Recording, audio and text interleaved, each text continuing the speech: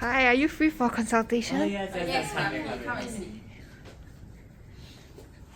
So we are from Bangawan Solo and we would like to consult you all whether we are suitable to expand into China. What do you think? China, come. This is what we found out about China.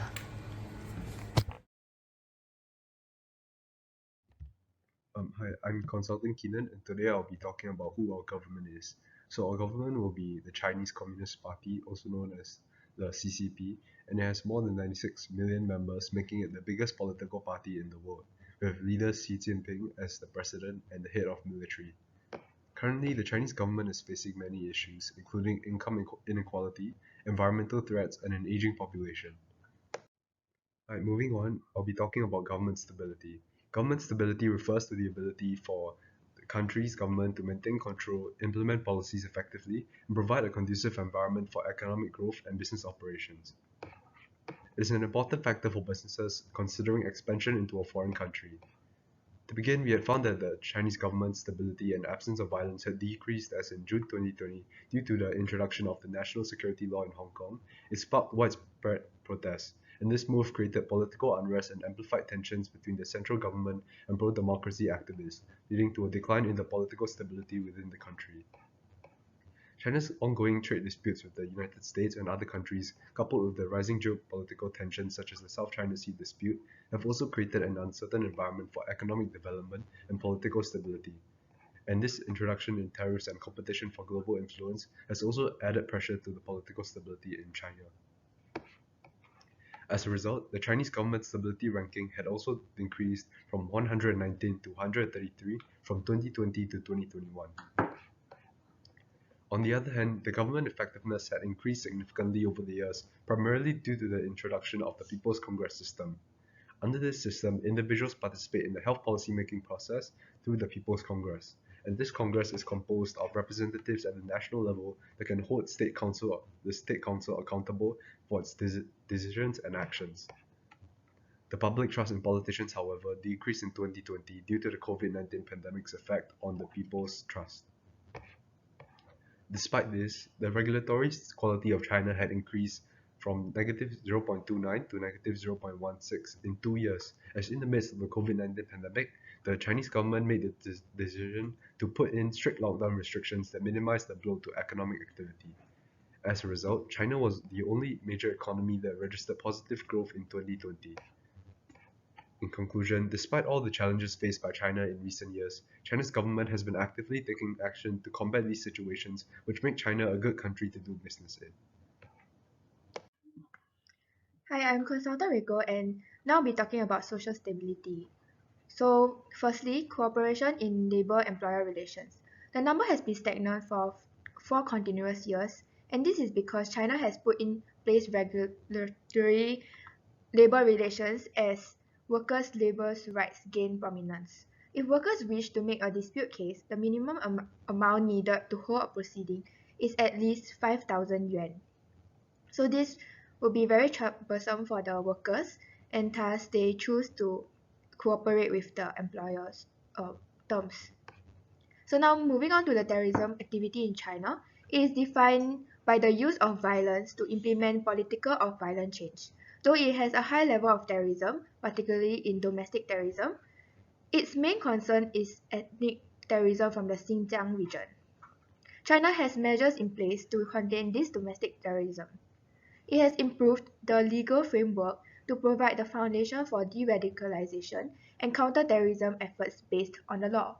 We can see this legal framework is effective as the number of terrorists has steadily decreased over the years. Now lastly, for the level of violent crime / level of perceived criminality in society, the decline from 2015 to 2021 in the level of violent crime is attributed to low murder and rape cases of 64.4%. In 2021, China was placed at rank 83 on the Global Peace Index peacefulness scale.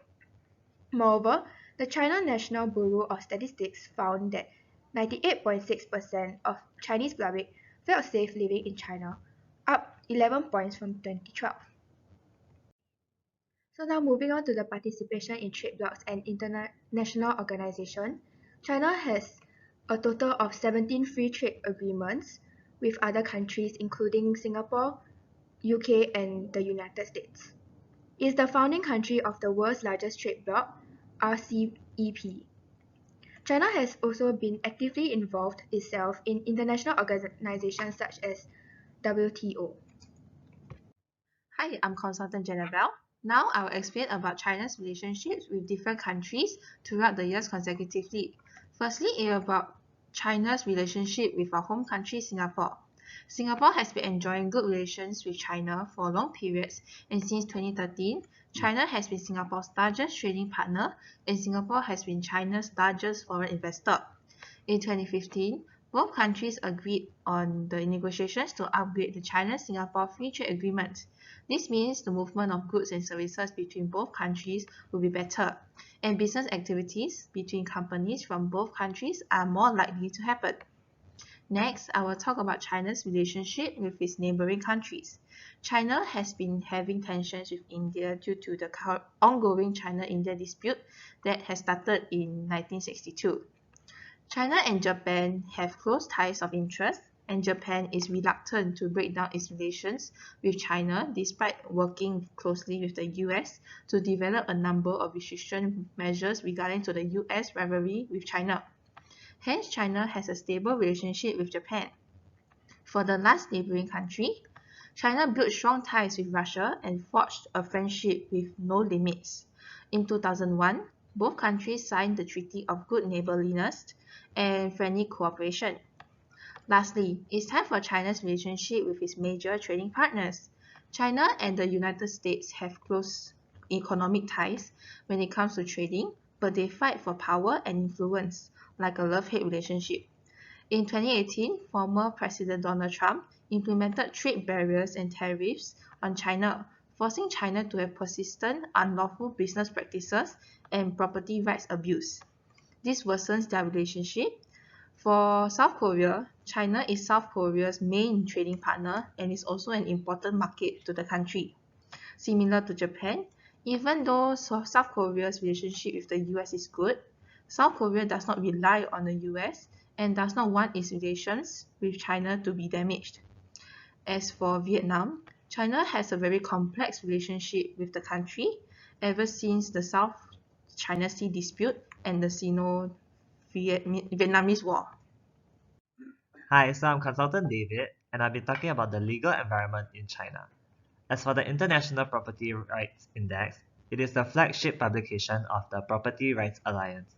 The scores underline the institution of a strong property rights regime, of the legal and political environment, physical property rights, and the intellectual property rights. So as you can see from the graph, the overall IPR score for China increased from 2016 to 2022. And they are able to achieve these results due to having almost 247 articles just for the law that enforced property rights in 2007. And also from the graph, we can see that the government in China have a very strong stance against corruption, as they are ranked 63 in the world on control over corruption in 2022. Also, we can see that China's judiciary independence is ranked 44 in the world, which is quite high. Thus, we can conclude that their judges are unaffected by government opinions and corruption. So talking about corruption, the Corruption Perception Index are 41 in 2017, 39 in 2018, and 41 in 2019. So from the scale of 0 to 100, the closer a country's Corruption Perception Index to 100, the better they are. And you can see from the graph overall, from 2016 to 2022, the Corruption Perception Index is gradually increasing. So the reasons for this is because the CCP have implemented some anti-corruption measures to counter corruption from its early stages. And for unfair competition, under the current criminal law, recipients of bribe may be imprisoned for at least 5 years and have their property confiscated. And following the amendments to the criminal law, which have become effective on 1st March 2021, in most serious circumstances, recipients of bribe may receive life imprisonment and a criminal fine. And for business operators who engage in specific acts of confusion are subjected to administrative penalties, including seizing of the legal act and confiscation of their illegal income, and fines up to 250,000 renminbi. And if the circumstances are serious, Revocation of business licenses will be implemented as well. And lastly, because of China's unique administrative system, which can be described as a regionally decentralized authoritarian system, it provides the region with the flexibility to experiment with economic reforms in response to in response to goals established by Beijing. So the strategy was supported by growth and financial targets for each province backed by resource flows from the center. So this was enforced by linking the promotion of senior provincial officials to these targets. For regional leaders, for party secretaries and governors down to cities and village mayors are appointed and routinely rotated under the auspices of the central party apparatus. One of the reasons why Bengawan Solo has potential to expand into China is that China and Singapore have a good and stable relationship. With the China-Singapore Free Trade Agreement launched, there are no trade barriers and tariffs, and the movement of goods and services will be smooth between Singapore and China. Bengawan Solo is able to export its products to China safely and start the business in the country. So for the second reason, because they have high international property rights index, which means that it's safer for Bengawan Solo to start their businesses in China, as there are laws to protect them from the corrupted landowners. Yeah. Thirdly, they have consistent and stable labor-employer relations, which means that the employees will feel safe working in China. Okay, Thank thank you. Thank you.